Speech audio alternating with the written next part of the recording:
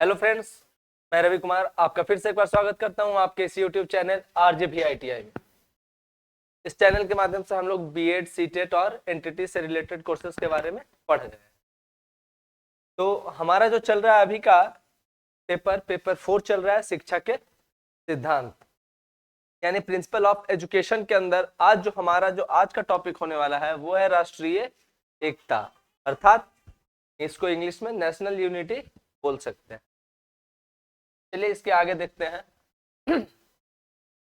राष्ट्रीय एकता वास्तव में है क्या, ये क्यों आवश्यक है, इसकी क्या उपयोगिता है, इसके क्या दोष हो सकते हैं, क्या इसका सही तरीका है, उन सब चीजों के ऊपर हम लोग आज चर्चा करेंगे। देखिए आप लोग, हम उम्मीद करते हैं कि आप लोग में से बहुत से ऐसे लोग हैं जो इस बात को भली भांति समझते होंगे कि राष्ट्रीय एकता क्या है। कि आप लोग ऐसा है कि आप लोग इसको इम्प्लीमेंट भी अपनी लाइफ में कर चुके होंगे। जिन्होंने किया है वो काफी अच्छी बात है, और जो नहीं अभी तक इसको इम्प्लीमेंट किए हैं वो मेरा रिक्वेस्ट है कि प्लीज आप लोग नेशनल यूनिटी को बनाए रखिए। तो चलिए देखते हैं कि जवाहरलाल नेहरू के शब्दों में इन्होंने क्या कहा, यहां से हम लोग समझना शुरू करते हैं। इन्होंने कहा था, यदि शांत अहिंसात्मक राष्ट्रीय एकता के आदर्श विकास के लिए उत्तम दशाओं का निर्माण नहीं कर सकती। मतलब क्या? शांत, समझिए, शांत अहिंसात्मक क्रांति है ना। शांत और अहिंसात्मक क्रांति मतलब जिसमें मार धाड़ ना हो। ऐसा उस समय भाई देश गुलाम था, तो जवाहरलाल नेहरू वहां पर जो चल रहा था, महात्मा गांधी जी के अंदर में जो भी आंदोलन चल रहा था ये सहभागी थे। तो उनका क्या था कि उनका शांति और अहिंसा का उनका मार्ग था। तो उसी पे जवाहरलाल नेहरू ने अपना विचार रखा है कि शांत अहिंसात्मक क्रांति राष्ट्रीय एकता के आदर्श विकास के लिए उत्तम दशाओं का निर्माण नहीं कर सकती। मतलब अगर शांति और अहिंसा के मार्ग पे चलकर अगर हम लोग को अगर राष्ट्रीय एकता अगर प्राप्त नहीं होती, अगर उस दशा का, उस स्थिति का अगर निर्माण नहीं कर सकती, तो क्या होता है, तो राष्ट्रीय लक्ष्यों को प्राप्त करने के लिए, तो फिर क्या, राष्ट्रीय लक्ष्य जो भी नेशनल एम होता है उसको प्राप्त करने के लिए दबाव और बल प्रयोग अपने आप दो अलग उपाय हो जाएंगे। मतलब शांति और अहिंसा से अगर आप किससे कुछ काम करवाने जाइए, उसको प्रेम से बोलिए, अगर वो नहीं करता है तो फिर क्या होता है, जैसे किस सरकारी दफ्तर में गए, कोई कार्य करवाना है, अगर वहां पे बोले, अगर कर्मचारी अगर आपका बात मानता है, शांतिपूर्वक कर दिया तो फिर कोई कुछ नहीं, अगर नहीं करता है तो फिर अक्सर आपने देखा होगा कि सरकारी दफ्तर में हो हंगामा हो जाता है। या विद्यालय में गए किसी कार्य के लिए, अगर नहीं हो पाता शांति से, तो फिर वहां पर भी थोड़ा बहुत ये देखने के लिए मिलता है। तो वही बता रहे हैं कि अगर शांति और अहिंसा से अगर कार्य नहीं हुआ तो फिर क्या होता है कि दबाव और बल प्रयोग अपने आप दो अलग उपाय हो ही जाते हैं, खुद से स्वतः ही हो जाते हैं। पर भारतीय एकता का आधार अहिंसा है, यानी कि भारत में अगर एकता अगर बनाए रखना है तो उसका बेस क्या हो सकता है, सिर्फ और सिर्फ अहिंसा। मतलब यहाँ कोई मार काट मारपीट नहीं, शांतिपूर्वक। ठीक है, ये जवाहरलाल नेहरू के अपने विचार थे। चलिए, राष्ट्रीयता की शिक्षा की आवश्यकता है, इसी में जो नेक्स्ट जो पॉइंट हम लोग को पढ़ना है, हम तो थोड़ा टुकड़ों में बांट कर ही हमेशा पढ़ाते हैं क्योंकि चीजों को समझना आसान हो जाता है। तो राष्ट्रीय एकता की शिक्षा की आवश्यकता में need of education for nation, इसमें क्या है, इसमें कुछ पॉइंट्स हमने पॉइंट आउट किए हैं, इसमें आप और भी पॉइंट्स ऐड कर सकते हैं अपने हिसाब से। तो क्या है कि राष्ट्र के अस्तित्व को बचाए रखने के लिए, है ना, राष्ट्रीयता की शिक्षा क्यों आवश्यक है, ये क्यों इंपॉर्टेंट है, क्योंकि राष्ट्र के अस्तित्व को बचाए रखने के लिए ये आवश्यक है। अगर लोगों में राष्ट्रीयता की भावना अगर विकसित होगी, राष्ट्रीय शिक्षा अगर उन लोगों के पास होगी, तो क्या करेंगे लोग, राष्ट्र के अस्तित्व की रक्षा कर सकेंगे, राष्ट्र को बचा सकेंगे। लेकिन क्या है, राष्ट्रीयता की शिक्षा से प्रेम की भावनाओं का विकास होता है। सही बात है, अगर राष्ट्रीयता मतलब राष्ट्र से अगर प्रेम अगर आप करने की शिक्षा अगर आपके पास है, तो आप ये मान के चले कि क्या होगा कि आप अपने देशवासियों के साथ, आप अपने आसपास के लोगों के साथ प्रेम से रह सकेंगे और इस तरीके की भावना का विकास होता है। तीसरा क्या है, दरअसल आस पड़ोस के लोगों से उलझन का जो मेन कारण आजकल जो होता है वर्तमान स्थिति, वो क्या है कि इच्छाएं या लोभ कह सकते हैं, है ना, यह संकुचित सोच। लेकिन वहीं पे जो ऐसा कोई अगर व्यक्ति अगर ये सोच रखता है कि सभी हम भारत के निवासी हैं, आसपास रहने वाले सभी भारतीय हैं, तो फिर वो दूसरे से उनका संघर्ष की स्थिति नहीं बनती। तीसरा इसमें पॉइंट है कि अपनी स्वाधीनता को सुरक्षित रखना, मतलब अपनी आजादी को बनाए रखना। राष्ट्रीयता की शिक्षा से हम लोगों को ये चीज की सीख मिलती है कि हम लोग अपनी आजादी को किस प्रकार से बनाए रख सकते हैं, अपनी स्वाधीनता को किस प्रकार से सुरक्षित रख सकते हैं। ठीक। चौथा है राष्ट्रीयता की शिक्षा के कारण संस्कृति अपना विशिष्ट रूप धारण करती है। राष्ट्रीयता की शिक्षा जहाँ विद्यमान होती है वहां क्या होता है, वहां का सभ्यता संस्कृति क्या होता है, एक अलग ही लेवल का होता है। ठीक है ना, किसी का कॉपी नहीं, अपना उसका एक अपना एक लेवल होता है। नेक्स्ट जो हम लोग पढ़ने वाले पॉइंट वो है राष्ट्रीय एकता समिति। मतलब राष्ट्रीय एकता के लिए भी एक समिति, एक कमेटी का गठन हुआ था। कब हुआ है, तो राष्ट्रीय एकता समिति में का जो कहा गया है, राष्ट्रीय एकता समिति ने जो अपना वक्तव्य दिया है, अपना जो विचार रखा है, वो ये है कि सभी छात्रों को स्वाधीनता के संघर्ष से परिचित कराया जाए। मतलब जो भी छात्र हैं, किस प्रकार से आप राष्ट्रीय एकता की भावना बच्चों में विकसित करेंगे, तो उन्होंने कहा कि राष्ट्रीय जो भी छात्र हैं हमारे देश के, जो छात्र अभी जो अध्ययनरत हैं, अध्ययनशील हैं, उन क्या है, सभी छात्रों को स्वतंत्रता के संघर्ष से परिचित करवाया जाए। मतलब स्वतंत्रता संग्राम में किस प्रकार से हमारे नेताओं ने, हमारे स्वतंत्रता सेनानियों ने किस प्रकार से संघर्ष किया, उससे उनको अवगत कराया जाए, परिचित करवाया जाए। सेकंड क्या है, पाठ्य पुस्तकों में राष्ट्रीय एकता को, है ना, पाठ्य पुस्तकों में राष्ट्रीय एकता को विकसित करने वाली विषय वस्तु हो। मतलब हमारा जो पाठ्य पुस्तक हो उसमें क्या है कि राष्ट्रीय एकता की विकसित करने वाली कुछ ऐसी विषय वस्तुएं होनी चाहिए। जैसे आप लोगों को अच्छे से याद होगा कि आप लोग क्लास 6 में थे, उसमें एक कविता पढ़ने के लिए आए, है ना, झांसी की रानी लक्ष्मीबाई करके एक कविता था पढ़ने के लिए, कि सिंहासन ही लूटे राजवंशों ने भ्रिकुटी तानी थी। इस कविता के माध्यम से हम लोगों को, जो पाठ्य पुस्तक में ये कविता शामिल किया गया, इस कविता के माध्यम से क्या है, जो शिक्षा शास्त्री हैं वो क्या बताना चाहते हैं, लोगों को किस चीज से अवगत करवाना चाहते हैं। हम बच्चों को, जब हम लोग बच्चे थे, अभी भी जो बच्चे पढ़ रहे हैं और ये कविता पढ़ रहे हैं, उनको किस चीज से अवगत कराया जा रहा है, यही तो कि किस तरीके से झांसी की रानी ने स्वतंत्रता संग्राम में अंग्रेजों के साथ संघर्ष किया और स्वाधीनता के लिए लड़ते लड़ते, है ना, राष्ट्र के लिए न्यौछावर हो गई। तो क्या है कि इन सभी पाठ्यपुस्तक में इन विषय वस्तुओं को जोड़कर क्या है, राष्ट्रीयता की भावना को विकसित करने का कार्य करना चाहिए। ये राष्ट्रीय एकता समिति ने ऐसा बताया है। फिर क्या है, सांप्रदायिकता को समाप्त करना। सांप्रदायिक भावना जो है वो बहुत ही कुंठित भावना इसको माना गया है कि सांप्रदायिकता की सोच व्यक्ति में नहीं होनी चाहिए।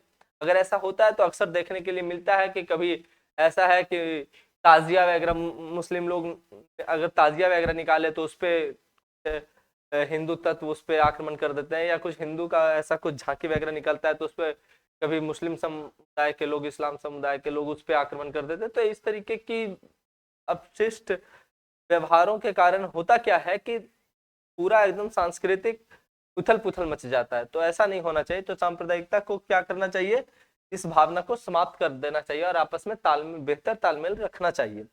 चौथा है सभी धर्मों के व्यक्तियों में तालमेल बढ़ाया जाए, है ना, सभी धर्म के लोगों में। ये नहीं कि हाँ तुम मुस्लिम हो, हम तुमसे दूरी बनाए रखना। दूरी बनाए रखने से क्या होता है, तालमेल बनता नहीं है, बात और बिगड़ती है। तो क्या है कि उनमें सभी व्यक्तियों से तालमेल बढ़ाने के लिए सभी धर्मों के लोगों को आपस में क्या है, प्रेम पूर्वक रहना चाहिए, ताकि क्या है, सब एक साथ मिलकर राष्ट्रीय एकता के ऊपर अपना योगदान दे सके। फिर राष्ट्रीयता की विभिन्न स्तरों पर शिक्षा। सोचिए, राष्ट्रीयता की education of nationalism on different levels. राष्ट्रीयता की शिक्षा अलग अलग स्तरों पे कैसे दी जा सकती है, किन किन स्तरों पे दी जा सकती है। तो सबसे पहले क्या है, प्राथमिक स्तर पे ही, है ना, जो पहला है इसमें कह सकते हैं कि पहला प्राथमिक स्तर पर ही शिक्षा दी जा सकती है। अब जो बच्चे प्राथमिक स्तर पर किस प्रकार से शिक्षा आप दे सकते हैं, तो प्राथमिक स्तर पर शिक्षाएं जो है आप बच्चों को कहानियों के माध्यम से दे सकते हैं। इस स्तर पे आप कहानी के माध्यम से बच्चों को राष्ट्रीयता की शिक्षा दे सकते हैं। आप कुछ ये एक्टिविटीज करवा के, गतिविधियों के द्वारा, है ना, गतिविधियों के द्वारा आप इनको शिक्षित कर सकते हैं। क्योंकि बच्चे उस समय क्या, प्राथमिक स्तर के बच्चे कविता को उतनी अच्छी तरीके से खुद से पढ़ के समझ नहीं पाएंगे। तो कविता का माध्यम भी हो सकता है, लेकिन उतना उपयुक्त नहीं माना जाएगा, उतना उपयुक्त नहीं हो सकता। लेकिन हाँ, कुछ ऐसा गतिविधि करवा के, जैसे 15 अगस्त, 26 जनवरी, कुछ राष्ट्रीय कार्यक्रमों में इनको शामिल करवा के, ठीक है। दूसरा क्या है कि माध्यमिक स्तर, इस स्तर के बच्चे, इस स्तर के जो बच्चे होते हैं वो भाषा, वो क्या है कि कह सकते हैं कि वो कविताओं को समझना, गद्य भाग को समझना स्टार्ट कर देते हैं। तो इनको कह सकते हैं कविताओं के माध्यम से, है ना। किस तरीके का कविता होना चाहिए, तो कविता होनी चाहिए राष्ट्र प्रेम से ओतप्रोत कविताएं होनी चाहिए। और क्या है कि राष्ट्रीय कार्यक्रमों में इनको शामिल करवाइए, राष्ट्रीय कार्यक्रमों में शामिल करवा के, ठीक है, राष्ट्र प्रेम से जुड़े गतिविधियों में शामिल करवा के। और तीसरा जो स्तर है वो क्या है, विश्वविद्यालय स्तर पे, ठीक ना, कॉलेज या यूनिवर्सिटी के स्तर पे भी इनका ये किया जा सकता है, विश्वविद्यालय स्तर पे। तो इस स्तर पे क्या है, इस स्तर पे लोग काफी मैच्योर्ड हो चुके होते हैं, बच्चे काफी मैच्योर्ड हो चुके होते हैं, और वो पहले से ही कहानियां उन्होंने सुन रखी है, कविताएं पढ़ रखी है, राष्ट्रीय गतिविधियों में, राष्ट्रीय कार्यक्रमों में वो शामिल हो चुके हैं। तो अब क्या है कि अब वो देश को एक बेहतर लीडरशिप देकर, है ना, एक बेहतर लीडरशिप देकर वो क्या है, राष्ट्रीयता के भावना को बनाए रख सकते हैं, वो विकसित कर सकते हैं। चलिए, इसके बाद जो है हमारा राष्ट्रीयता की शिक्षा के दोष। अब देखिए, राष्ट्रीयता की शिक्षा तो बच्चों में भर देनी, अभी तक हमने पढ़ा कि हाँ भर देनी चाहिए, लेकिन उसका लेवल क्या होना चाहिए, उस पे भी एक लिमिट होना चाहिए। ये नहीं कि हाँ बस राष्ट्रीयता की भावना इस तरीके की हो कि बस हम सिर्फ सुन सके तो हिंदुस्तान जिंदाबाद, ये नहीं कि जय हिंद, अब इसके सिवा किसी और देश का नुकसान नहीं करना है। राष्ट्रीयता की भावना का अर्थ होता है अपने देश से प्रेम। इसका मतलब ये नहीं कि दूसरे देश से द्वेष, नहीं, उन दूसरे देश से द्वेष से बचना चाहिए। तो देखिए इसके दोष में क्या क्या है, तो समझते हैं कि संकुचित राष्ट्रीयता। अब क्या है, अपने देश को छोड़कर दूसरे देशों को नहीं देखना, क्या इसको बोलेंगे संकुचित राष्ट्रीयता, है ना।